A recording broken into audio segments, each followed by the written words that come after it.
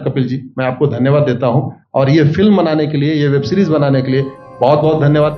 कहां का सत्यमेव जयते, कहां का सत्यमेव जयते, कहां का सत्यमेव जयते। सुप्रीम कोर्ट के जजेस, हाई कोर्ट के जजेस जरूर इसको देखें और आत्मचिंतन करें कि भारत की न्याय प्रणाली कहां पहुंच गई है। भारत में टोटल 5 करोड़ केसेस तो वो हैं जो district court, high court, supreme court में है। इसका मतलब 5 करोड़ परिवार न्याय की आशा में बैठा हुआ है। ऑन एन एवरेज एक परिवार में 6 आदमी रख लीजिए, तो यानी 30 करोड़ लोग न्याय की आस लगाए बैठे हुए हैं। 30 करोड़ का मतलब एक अमेरिका, 30 करोड़ का मतलब 15 ऑस्ट्रेलिया, 30 करोड़ का मतलब 7 कनाडा, 30 करोड़ का मतलब 1.5 ब्राजील। इतने लोग भारत में न्याय की आस में बैठे हुए हैं। और ये 5 करोड़ केस तो वो हैं जो district court, high court, supreme court में है।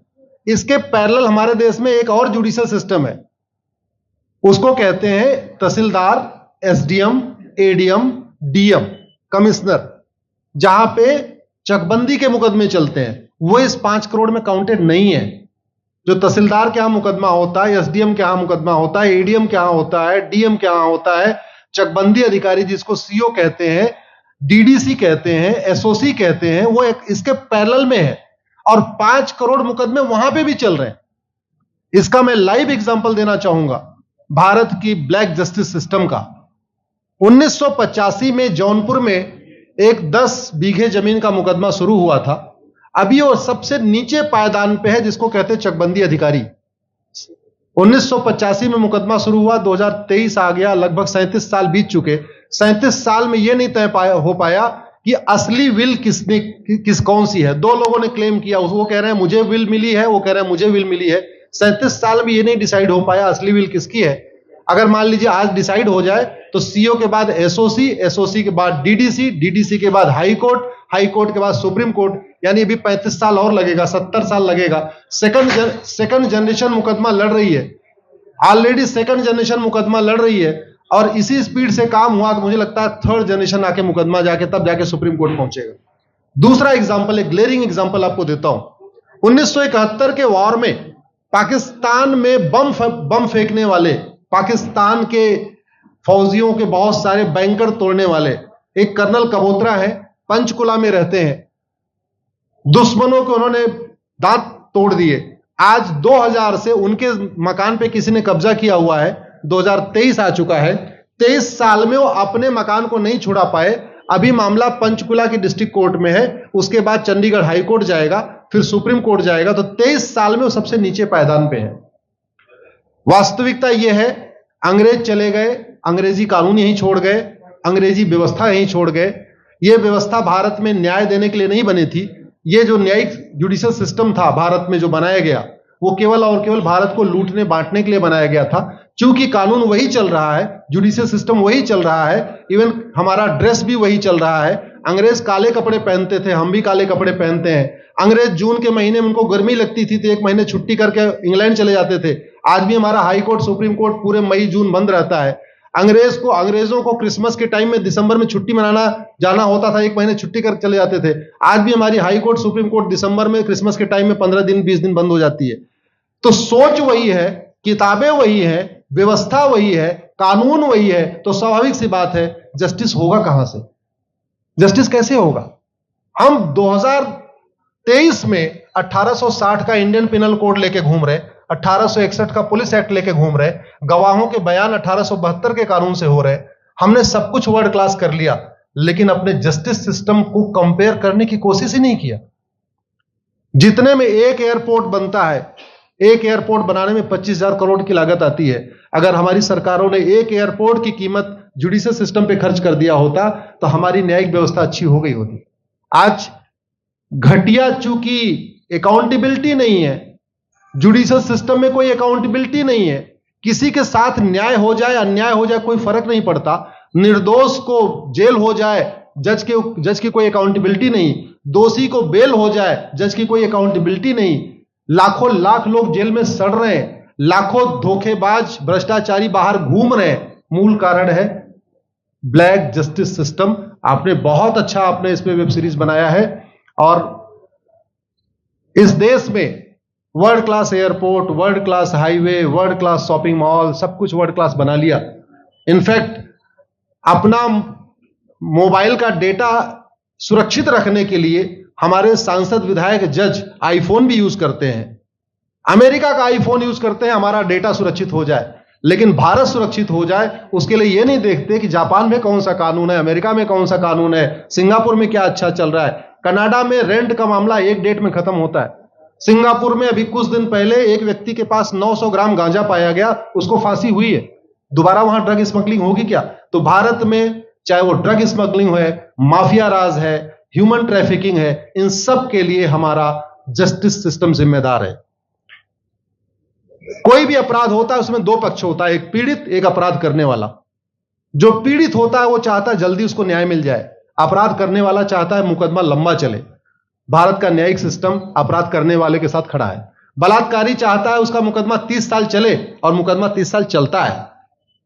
भू माफिया चाहता है कि गरीब की जमीन पे कब्जा कर ले, उसका मुकदमा 50 साल चले, और आज की डेट में मुकदमा 50 साल चल रहा है। इसका मतलब वर्तमान न्यायिक सिस्टम बलात्कारी के पक्ष में है, भू माफिया के पक्ष में है, ड्रग स्मगलर के पक्ष में है, ह्यूमन ट्रैफिकर के पक्ष में है, नक्सलियों के पक्ष में है, माओवादियों के पक्ष में है, जो लोग देश विरोधी काम कर रहे हैं उनके पक्ष में है। 40 साल 50 साल के बाद किसी व्यक्ति ने मिलावट करके लोगों का स्वास्थ्य खराब कर दिया, उसको 50 साल के बाद सजा हो रही है। इस बीच उसने कम से कम पता नहीं कितने लोगों का और भी कर दिया। तो ये जो जस्टिस सिस्टम होता है दवा की तरीके काम करता है। जैसे दवा अच्छी होती है बीमारी तुरंत ठीक हो जाती है, अगर दवा घटिया होती है तो बीमारी बढ़ जाती है। दवा खाने के बाद शरीर एज इट इज नहीं रहता, या तो बीमारी ठीक होती है या तो बीमारी बढ़ती है। अगर कोई आदमी एक गांव में किसी के साथ कुछ गलत कर दे, उसको 6 महीने के अंदर सजा हो जाए, साल भर के अंदर हो जाए, दूसरा अपराध वहां नहीं होगा।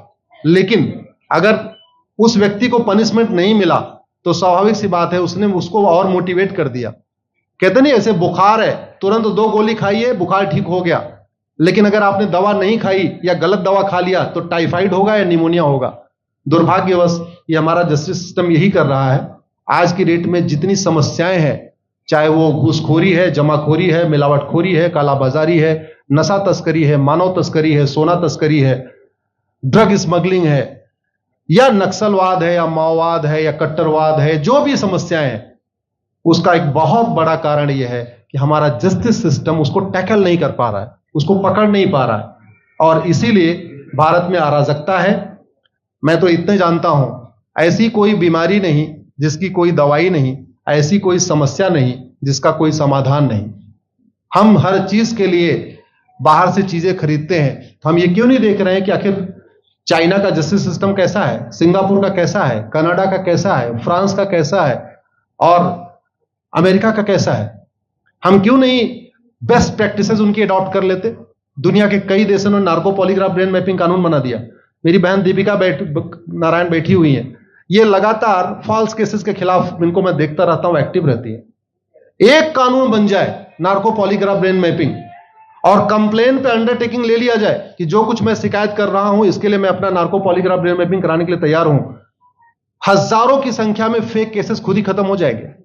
आज की डेट में लोग जुडिशरी की लापरवाही के साथ साथ फर्जी केस से परेशान है, फर्जी गवाही से परेशान है, फर्जी एफआईआर से परेशान है, हजारों परिवार परेशान है। कई बार देखा गया कि जो फैमिली के केसेस होते हैं उसमें कितने सारे फेक केसेस भी आ रहे हैं। तो जो वास्तव में दोषी हैं उनको पनिशमेंट नहीं मिल पा रहा है, जो निर्दोष हैं उनके खिलाफ फर्जी केसेस हो रहे हैं। आज की डेट में गांव में एक दबंग अगर जमीन कब्जा कर लेता है, किसी की हिम्मत नहीं पड़ती उसके खिलाफ कोई गवाही दे दे।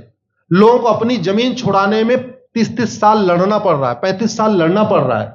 अगर 30 साल 35 साल के बाद कक्कड़ जी उसको अपनी जमीन मिल भी गई तो उसके साथ न्याय कहां हुआ? 35 साल में उसका टाइम बर्बाद हो गया, 35 साल में उसका पैसा बर्बाद हो गया, 35 साल वो मेंटल ट्रॉमा में रहा, 35 साल उसने तारीख पे तारीख झेली है। और मैं तो डिस्ट्रिक्ट कोर्ट में कई बार जाके देखा, ऐसे परिवारों को देखता हूं जिनके पास बस से आने के लिए पैसा नहीं है, साइकिल से आते हैं। ऐसे परिवारों को देखता हूं जो चाय नहीं पी सकते अपने पैसे से, बेचारे घर से रोटी बांध के और अचार लेके आते हैं, लेकिन वहां मजबूरी में वकील को पैसा देते हैं। तो हमारी कोर्ट कचहरी वास्तव में दलाली का अड्डा बन गया है। हमारी कोर्ट कचहरी भ्रष्टाचार का अड्डा बन गया है। और मैं दुख के साथ कहना चाहूंगा, अदालतों में न्याय हो नहीं रहा है, बल्कि न्याय बिक रहा है। जिनके पास पैसा है, वो उन्होंने कितना बड़ा क्राइम किया हो, मर्डर किया हो, रेप किया हो, उनको जमानत हो रही है। और जिनके पास नहीं है, वो बेचारे जेल में सड़ रहे हैं। कई बार तो देखा गया, मैंने मेरे मर्डर किया एक्स अनंत सिंह ने, लेकिन एक्स अनंत सिंह बाहुबली थे, उन्होंने थानेदार को 20 लाख रुपए दिया, वो वाई अनंत सिंह को लेकर जेल में डाल दिया। नाम वही है। अब उसके बाद क्या हुआ, 20 साल मुकदमा चला और फिर सबूत के अभाव में छूट गया। तो जिसने मर्डर किया वो तो कभी जेल गया ही नहीं। एक निर्दोष जेल गया, 10-20 साल के बाद उसने अपना जमीन बेचा, सब कुछ किया, मां बाप सब कुछ तबाह हो गए, फिर वो सबूत के अभाव में छूट रहा है। तो सबूत के अभाव में अगर 20 साल के बाद छूट भी गया हो, उसका 20 साल कौन लौटाएगा? उसके 20 साल के लिए कौन जिम्मेदार है? उसके 20 साल जो बर्बाद हुआ, उसके लिए संविधान की शपथ लेने वाले जिम्मेदार हैं। संविधान के प्रियम्बल में लिखा है, हम आपको जस्टिस देंगे, हम आपको न्याय देंगे। न्याय देने की जिम्मेदारी किसकी? जिन्होंने शपथ लिया। शपथ कौन लेते हैं? जजेस लेते हैं, सांसद, विधायक, मंत्री लेते हैं। तो आज की डेट में अगर लोगों को न्याय नहीं मिल रहा है, तो इसके लिए वही जिम्मेदार हैं जो संविधान की शपथ लेते हैं। संविधान की शपथ लेने वालों को वेतन, भत्ता, गाड़ी, बंगला इसीलिए मिलता है कि लोगों को न्याय मिल सके, फास्ट जस्टिस मिले, कंप्लीट जस्टिस मिले। अनफॉर्चुनेटली कंप्लीट जस्टिस मिलने में तो 50-60 साल लग जाता है, फास्ट जस्टिस तो सपना हो गया है। इसलिए आज आपने जो ये वेब सीरीज बनाई है, मैं आपको धन्यवाद देता हूं। एक ऐसे विषय पे जिसपे कोई टच नहीं करता, लेकिन जिससे करोड़ों लोग पीड़ित हैं। मैंने कहा ना, 5 करोड़ लोग सीधे district court, high court, supreme court के केसेस से पीड़ित हैं, और 5 करोड़ मुकदमे एसओसी, डीडीसी, तहसीलदार के यहां चल रहा है। तो अगर 5 करोड़ से 30 करोड़ लोग इधर पीड़ित हैं, तो उधर भी पीड़ित है। वास्तव में बहुत बड़ी संख्या भारत में इसी से पीड़ित है। और अपराध, भ्रष्टाचार और जितनी भी अराजकता चल रही है, उसका मूल कारण भी यही है। जस्टिस सिस्टम अच्छा हो जाए, कानून सख्त हो जाए, कानून का खौफ पैदा हो जाए, न्यायपालिका का खौफ पैदा हो जाए, और ये थाने जो दलाली के अड्डे बन गए हैं, तहसील जो दलाली का अड्डा बन गया है, डिस्ट्रिक्ट कोर्ट जो कमीशन खोरी का अड्डा बन गया है, अगर इस पे कंट्रोल हो जाए तो वास्तव में भारत में फिर से राम राज्य आ सकता है। अगर जुडिशियल सिस्टम अच्छा हो जाए, तो जो राम राज्य की कल्पना है, धर्म की जय हो, अधर्म का नाश हो, प्राणियों में सद्भावना हो, विश्व का कल्याण हो, मुझे लगता है उसको फिर से जीवित किया सकता है। आपने मुझे बुलाया कपिल जी, मैं आपको धन्यवाद देता हूं। और ये फिल्म बनाने के लिए, ये वेब सीरीज बनाने के लिए बहुत बहुत धन्यवाद देता रहता हूं। दीपिका जी लड़ती रहती हैं, इनको देखता रहता हूं। बहन नेहा जी आई हैं, ये अपने गानों से मुझे लगता है बहुत अच्छा आप लिखती हैं। और इसी तरीके से कड़वा सच आप लिखते रहिए, कड़वा सच गाते रहिए। लोग आज की डेट में, यंग जनरेशन कड़वा सच सुनना चाहती है। मीठे झूठ ने इस देश में शुगर, डायबिटीज पैदा कर दिया। भारत केवल लोग डायबिटीज से नहीं पीड़ित हैं, बल्कि हमारी व्यवस्था को डायबिटीज हो चुका है। और उस डायबिटीज को दूर करने के लिए नेहा राठौर जैसी बहनें जो सही बात कह रही हैं, दीपिका जी सही बात कह रही हैं, आप लोग जो है बहुत अच्छा काम कर रहे हैं। और आपने, कक्कड़ साहब, आपने बनाया वेब सीरीज, आपको विशेष आभार, धन्यवाद देता हूं। यही निवेदन करता हूं, इस वेब सीरीज को ज्यादा से ज्यादा देखें। और खास तौर पे अगर आपके जानने वाले कोई जज हैं, कोई आईएएस हैं, कोई आईपीएस हैं, मंत्री, सांसद, विधायक हैं, उनको भी एक बार फोन करके, व्हाट्सएप करके एक बार कहिए कि वो भी इसको जरूर देखें। क्योंकि अल्टीमेटली न्यायिक व्यवस्था बदलने की जिम्मेदारी उन्हीं की है जिनको वेतन, भत्ता, गाड़ी, बंगला, free air ticket, free rail ticket और वीआईपी व्यवस्था मिलती है। ये व्यवस्था उन्हीं को बदलनी है। जय हिंद, धन्यवाद।